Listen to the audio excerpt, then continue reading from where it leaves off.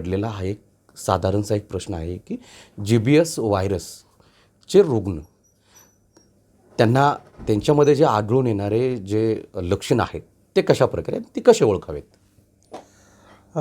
नमस्कार, मी doctor Pravin Sony, प्राध्यापक व विभाग प्रमुख, YCM पदव्युत्तर संस्था. सर्वप्रथम असं आहे की व्हायरल सिम्पटम्स येतात रुग्णांना. त्यामध्ये सर्दी पडसं होणं, पातळ संडास लागणे, व्हायरल डायरिया ज्याला आपण म्हणतो. तर ह्या आजारानंतर नाही का पेशंटची रुग्णाची पायामधली ताकद जाते, मुंग्या येणं पायामध्ये, आणि त्यानंतर सबसिक्वेंटली ते हातामधल्या पण ताकद जाते. हे त्याचे प्रामुख्यानं लक्षण असून श्वासोश्वास घ्यायला त्रास होतो, हे असं प्राथमिक आढळून आलेलं आहे. तर असे रुग्ण सध्या YCMमध्ये काल 3च होते. काल साधारणतः दुपारी 1 वाजल्यापासून आत्तापर्यंत तेवढेच रुग्ण आहे. काही नवीन रुग्ण त्यात भरती झालेले नाही.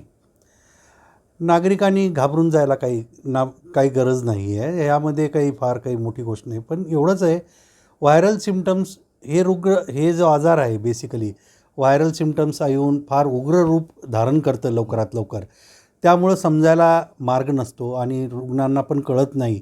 आणि अशा वेळेस जर समजा काही असलं, हातापायातली ताकद जाऊ लागली किंवा मुंग्या येत होत्या, सुरुवातीला जर दाखवलं तज्ज्ञ डॉक्टरांना, तर मोठ्या हॉस्पिटलमध्ये तज्ज्ञ जे डॉक्टर असतात त्यांना दाखवलेलं बरं राहील.